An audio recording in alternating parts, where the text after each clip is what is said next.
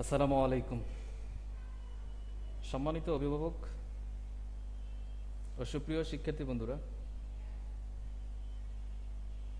Birampur ICT স্কুলের শিক্ষা ও গবেষণা শাখার লাইভ ক্লাস থেকে আপনাদের জানাই অনেক অনেক শুভেচ্ছা ও অভিনন্দন। আশা করি আপনারা সকলে এই করোনার মধ্যে আপনারা সকলে সুস্থ আছেন এবং ভালো আছেন। আমিও আলহামদুলিল্লাহ আপনাদের দোয়াই এবং উপরওয়ালার আশিস রহমতে এখন পর্যন্ত ভালো আছি এবং সুস্থ আছি। সুপ্রিয় শিক্ষার্থী বন্ধুরা, আজকে আমি তোমাদের নবম ও দশম শ্রেণীর জীববিজ্ঞান বিষয়ের দ্বিতীয় অধ্যায়ের পার্ট 2.3.2 সম্পর্কে আলোচনা করব ইনশাআল্লাহ। তাহলে চলো বন্ধুরা, আমরা আজকের ক্লাস শুরু করি।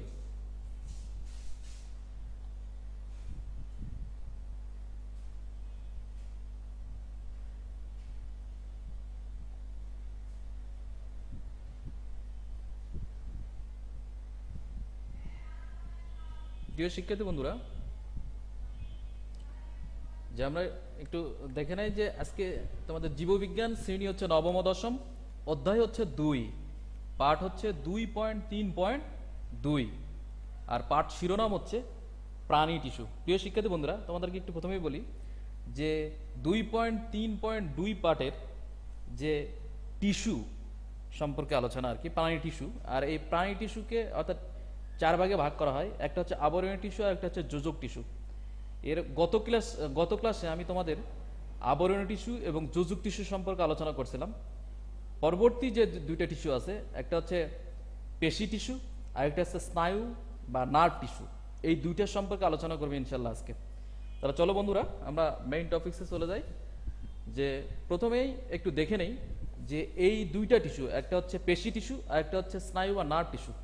এই দুইটা টিস্যুর যে আজকে শিকন ফল, অর্থাৎ এই পার্টের এই যে দুইটা টিস্যু, পেশি টিস্যু আর স্নায়ু বা নার্ভ টিস্যু, এই দুটি টিস্যুর শিকন ফল সম্পর্কে আমরা একটু প্রথমে দেখে নিই যে আজকে কি কি তোমরা শিখবা বা জানতে পারবে।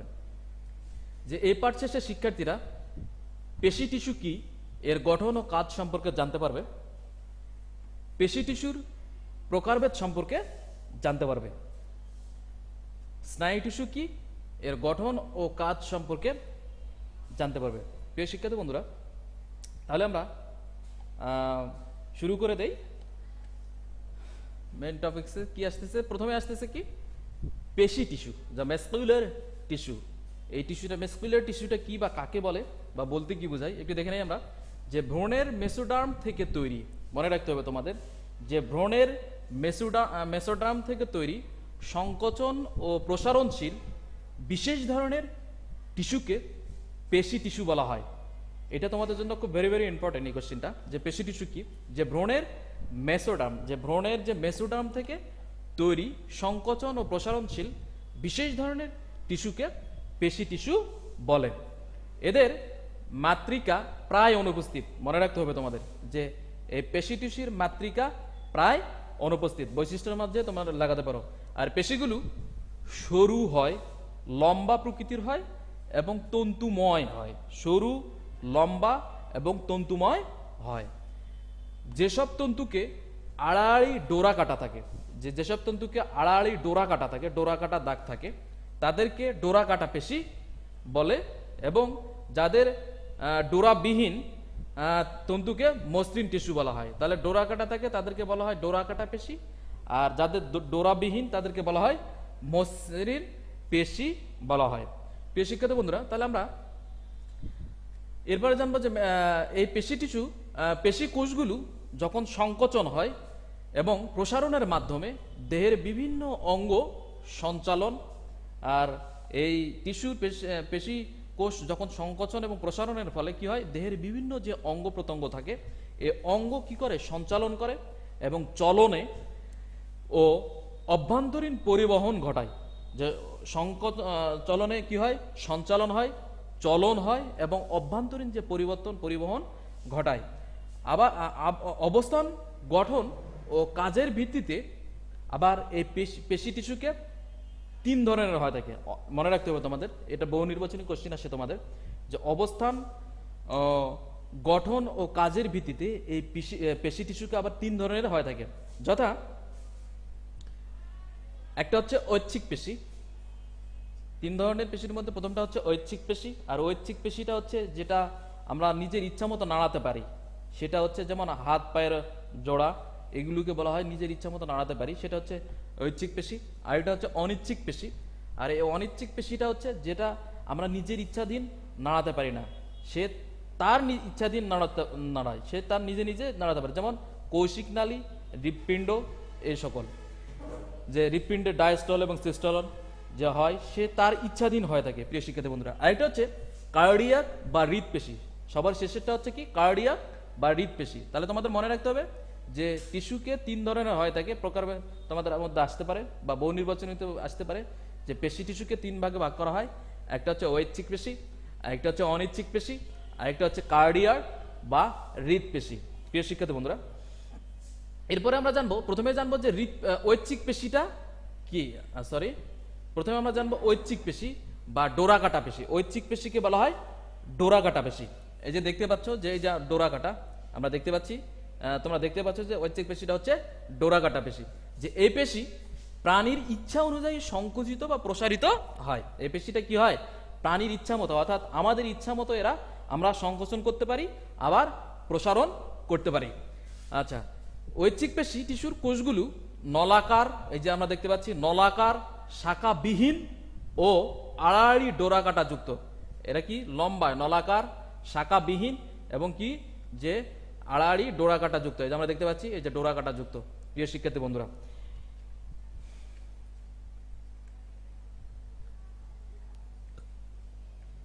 এরপরে দেখব যে এদের সাধারণত একাধিক নিউক্লিয়াস থাকে, মনে রাখতে হবে তোমাদের। আর এই যে ঐচ্ছিক পেশিতে একাধিক নিউক্লিয়াস থাকতে পারে, আমরা খেয়াল করি এই যে নিউক্লিয়াস, একের অধিক নিউক্লিয়াস থাকতে পারে।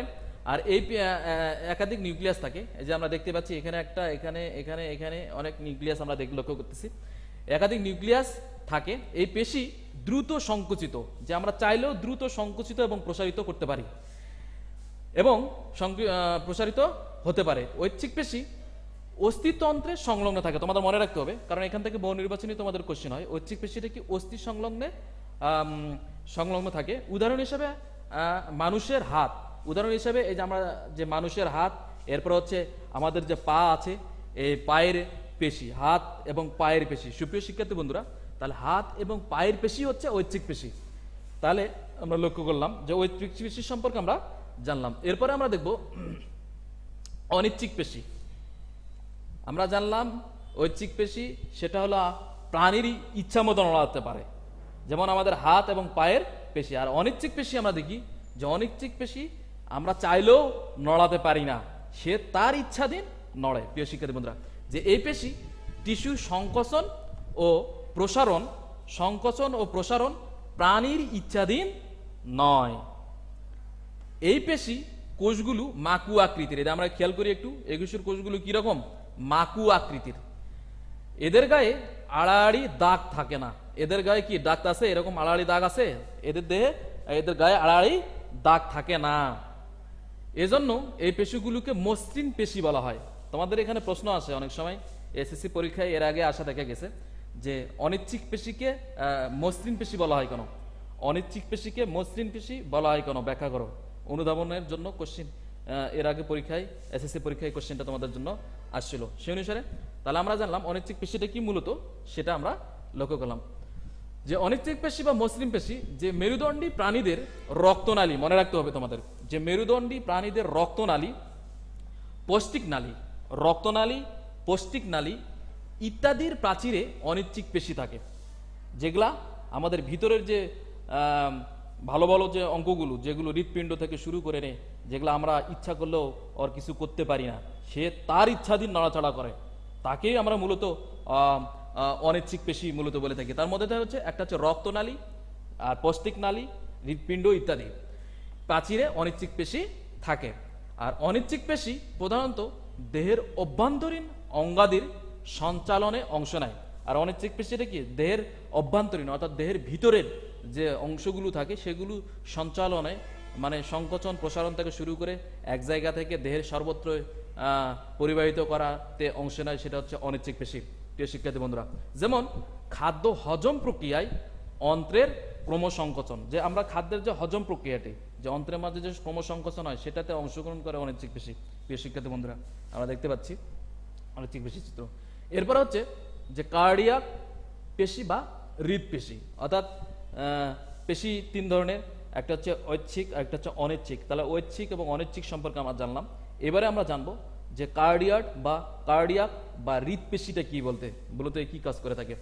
একটু আমরা খেয়াল করি যে এই পেশি মেরুদণ্ডী প্রাণীদের হৃদপিণ্ডের এক বিশেষ ধরনের অনিচ্ছিক পেশি।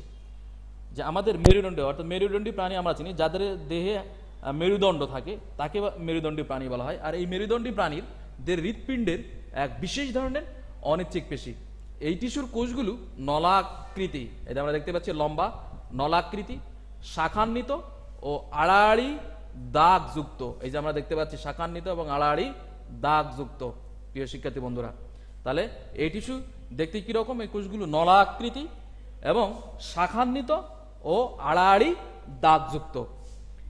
এই টিস্যুর কোষগুলোর মধ্যে ইন্টারক্যালেটেড, এই যে আমরা দেখতে পাচ্ছি যে এই যে জোড়ার মতো আমরা দেখতে পাচ্ছি, একটু ভালো করে খেয়াল করো যে এই ডোরা কাটাটা একটু জোড়া অর্থাৎ ডাবল টানের মতো দেখা যাচ্ছে।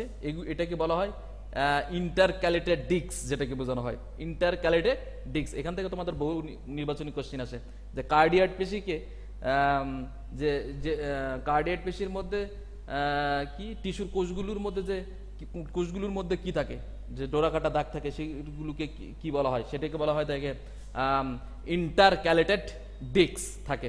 এদের সংকোচন ও প্রসারণ প্রাণীর ইচ্ছাধীন নয়। আর এদের সংকোচন দেখতে ঐচ্ছিক পেশির মতো মনে হচ্ছে, বাট এদের ঐচ্ছিক পেশির মতো না, এরা প্রাণীর ইচ্ছাধীন, অর্থাৎ আমাদের ইচ্ছাধীন না। সে আমরা চাইলেও এটা নাড়াচাড়া করতে পারবো না। এটা হচ্ছে কার্ডিয়াক বা হৃদপেশি, এটা প্রাণীর ইচ্ছাধীন নয়। প্রিয় শিক্ষার্থী বন্ধুরা,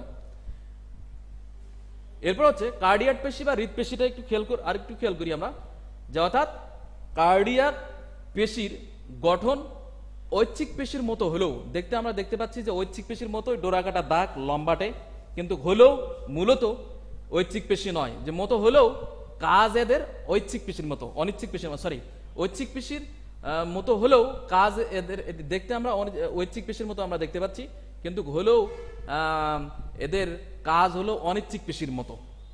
প্রিয় শিক্ষার্থী বন্ধুরা, অনিচ্ছিক পেশির মতো। কার্ডিয়াক পেশির কোষগুলো শাখার মাধ্যমে পরস্পর যুক্ত থাকে। আর এই কার্ডিয়াক পেশির কি বলে কার্ডিয়াক পেশির কোষগুলো, আর এই যে কার্ডিয়াক পেশির যে কোষগুলো থাকে, এই যে কোষগুলো থাকে, এইগুলো শাখার মাধ্যমে একটি শাখা বলতে একটা থেকে আরেকটা, এভাবে এই শাখার মাধ্যমে কি করে পরস্পর এরা কি করে যুক্ত থাকে। আর হৃৎপিণ্ডের সব কার্ডিয়াক পেশি সমন্বিতভাবে সংকুচিত প্রসারিত হতে পারে। আর হৃৎপিণ্ডের মাধ্যমে যে কার্ডিয়াক পেশিটা থাকে, এই কার্ডিয়াক পেশিটা কি হয় সংকুচিত হয় এবং প্রসারিত হয়। তাহলে আমরা জানলাম যে কার্ডিয়াক বা হৃৎপেশি যে প্রাণীর ইচ্ছাধীন নয়, তাদের ইচ্ছাধীন, অর্থাৎ ঐচ্ছিক পেশির মতো কিছুটা। প্রিয় শিক্ষার্থী বন্ধুরা,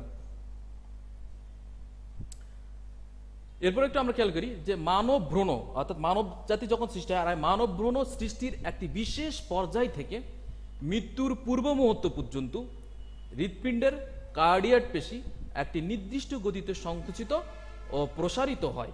এটা মনে রাখতে হবে যে মানব সৃষ্টি থেকে শুরু করে নিয়ে যে একটি বিশেষ পর্যায় থেকে মৃত্যুর পূর্ব মুহূর্ত পর্যন্ত, আর মৃত্যুর পূর্ব মুহূর্ত পর্যন্ত হৃৎপিণ্ডের কার্ডিয়াক পেশিটা কি করে যে একটি নির্দিষ্ট গতিতে এরা সংকুচিত হয় এবং প্রসারিত হয়, সিস্টোলন হয় এবং ডায়াস্টোলন হয়। প্রসারিত হয় দেহের মধ্যে রক্ত চলাচলের প্রক্রিয়া কি করে সচল রাখে। প্রিয় শিক্ষার্থী বন্ধুরা, তাহলে আমরা জানলাম যে কার্ডিয়াক পেশিটা যে আমরা যখন জন্মগ্রহণ করছি, অর্থাৎ মানব ভ্রূণ সৃষ্টির পর থেকে নিয়ে শুরু করে মৃত্যুর আগ পর্যন্ত, আমরা যখন মারা যাব তার আগ পর্যন্ত এই কার্ডিয়াক পেশি একটি নির্দিষ্ট গতিতে এরা কি হয় সংকুচিত হয় এবং প্রসারিত হয়ে থাকে। সংকুচিত এবং প্রসারিত হয় দেহের মধ্যে বিভিন্ন রক্ত চলাচল, দেহের মধ্যে রক্ত চলাচলের প্রক্রিয়া কি রাখে সচল রাখে। প্রিয় শিক্ষার্থী বন্ধুরা, তাহলে আমরা কার্ডিয়াক পেশিটা সম্পর্কে জানলাম।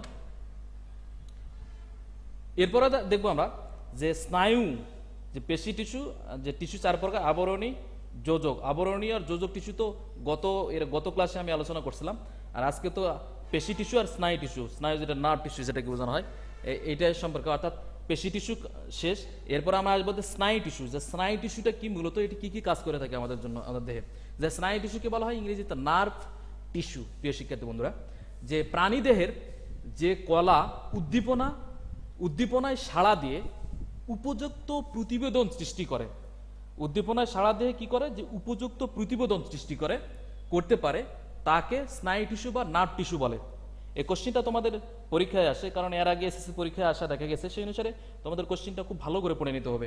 যে প্রাণী দেহের যে কলা উদ্দীপনায় সাড়া দিয়ে উপযুক্ত প্রতিবেদন সৃষ্টি করতে পারে, তাকে স্নায়ু টিস্যু বা নার্ভ টিস্যু বলা হয়।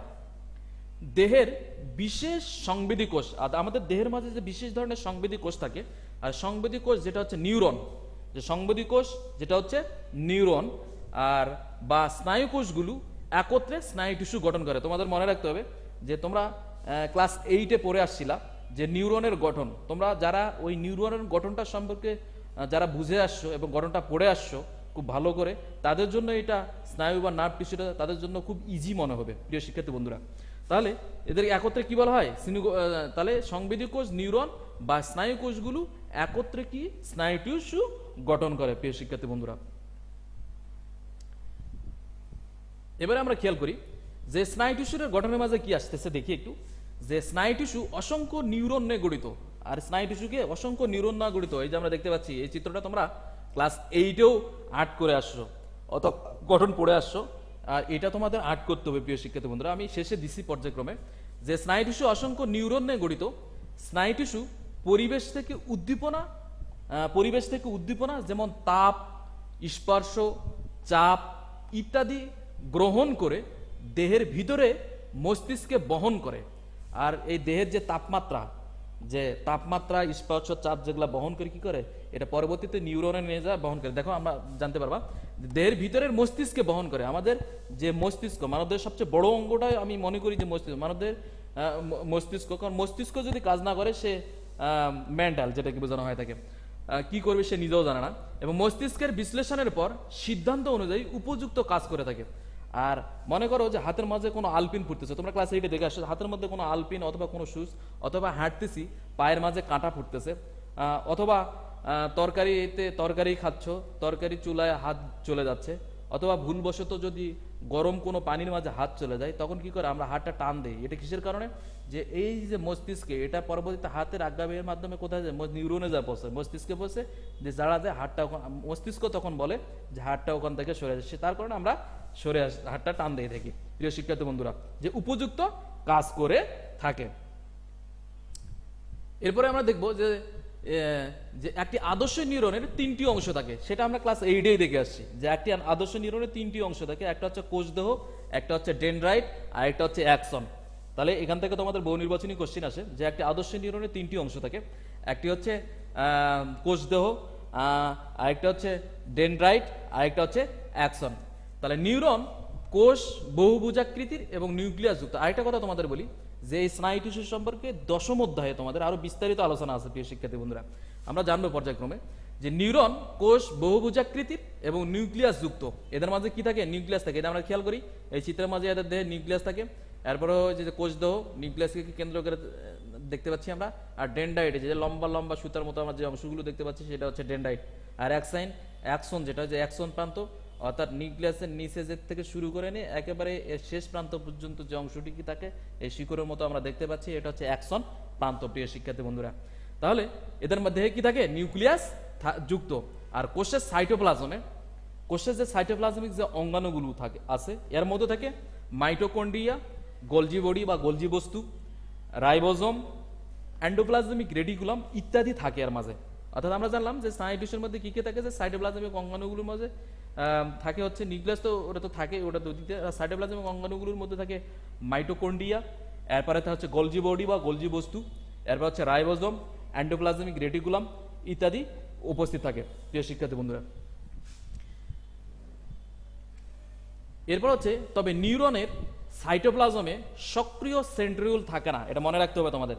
আমরা জানি প্রাণীকোষে সেন্ট্রিউল খুব একটা থাকে না, থাকলেও খুব কম পরিমাণে পাওয়া যায়। তবে নিউরনের সাইটোপ্লাজমে সক্রিয়ভাবে সেন্ট্রিউল থাকে না বলে বিভাজিত হয় না। আর সেন্ট্রিউল না থাকার কারণে যে নিউরনটা কি বিভাজিত হয় না। এরপর হচ্ছে যে কোষদেহের চারিদিকের শাখাযুক্ত, এই যে আমরা দেখতে পাচ্ছি কোষদেহের চারিদিকে যে শাখাযুক্ত, এই শাখাযুক্ত ক্ষুদ্র ক্ষুদ্র প্রলম্বিত অংশকে বলা হয় ডেন্ড্রন। এই যে এগুলোকে বলা হয় ডেন্ড্রন। আর ডেন্ড্রন থেকে যে শাখা উৎপন্ন হয়, যে ডেন্ড্রন থেকে যে শাখাগুলো উৎপন্ন হয় সেগুলোকে বলা হয় ডেনড্রাইট। এই ডেন্ড্রন থেকে যে শাখাগুলো উৎপন্ন হয় সেগুলোকে বলা হয় ডেনড্রাইট বলে। এটা আসে প্রিয় শিক্ষার্থী বন্ধুরা, এই ডেনড্রাইট কি জ্ঞানমূলকের জন্য তোমাদের পরীক্ষায় আসে। এরপর হচ্ছে যে ডেনড্রাইটের সংখ্যা এক বা একাধিক হতে পারে। আর এই ডেনড্রাইটের সংখ্যা একাধিক হতে পারে প্রিয় শিক্ষার্থী বন্ধুরা, এক বা একাধিক হতে পারে। এরপরে হচ্ছে যে নিউরনের কোষদেহ থেকে একটি লম্বা স্নায়ুতন্ত্র পরবর্তী নিউরনের ডেনড্রাইটের সাথে, এই যে লম্বা স্নায়ুতন্ত্র কি করে পরবর্তী নিউরনের ডেনড্রাইটের সাথে যুক্ত থাকে, তাকে অ্যাক্সন বলা হয়। এই যে দেখতে পাচ্ছি আমরা লম্বা থেকে, অর্থাৎ এই ডেনড্রাইট, এই যে ডেনড্রাইট যে অংশটুকু আমরা দেখতে পাচ্ছি এখান থেকে শুরু করে শেষ অবধি পর্যন্ত লম্বা কি যুক্ত থাকে, ডেনড্রাইটের সাথে যুক্ত থাকে, তখন তাকে আমরা বলি, এটাকে বলি আমরা অ্যাক্সন প্রিয় শিক্ষার্থী বন্ধুরা। আর পরপর দুটি নিউরনের প্রথমটি অ্যাক্সন এবং পরেরটি ডেনড্রাইট, পরপর দুটি নিউরনের যখন হয় তখন প্রথমটি হলো অ্যাক্সন এবং পরেরটি হলো ডেনড্রাইট।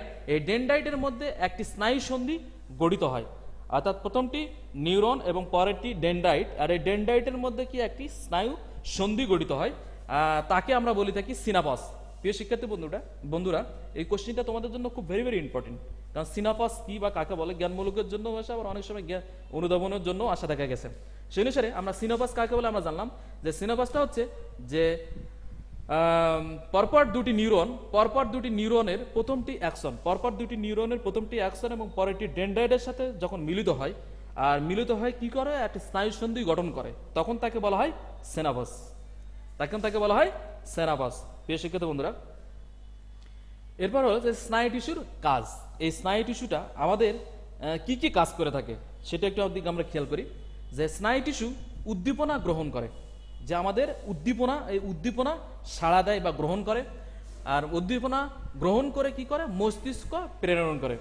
আর আমাদের যে স্নায়ু টিস্যু উদ্দীপনা গ্রহণ করে কি করে পরবর্তীতে এটা কি করে মস্তিষ্কে প্রেরণ করে, এবং মস্তিষ্ক তাতে সাড়া দেয়। এটা হবে যে মস্তিষ্ক তখন সাড়া দেয়, যে মস্তিষ্ক তখন কি করে মস্তিষ্কে প্রেরণ করে, মস্তিষ্ক তখন ছাড়া করে যে যা ওই কাজটা কর, বা এই হাতে গরম পানির মধ্যে পড়ছে বা আগুনের মধ্যে হাত যাচ্ছে, ওই মুহূর্তে মস্তিষ্ক তখন বলে যে যা ওকে বল, তখন হাতটা আমরা টান দিয়ে নেই।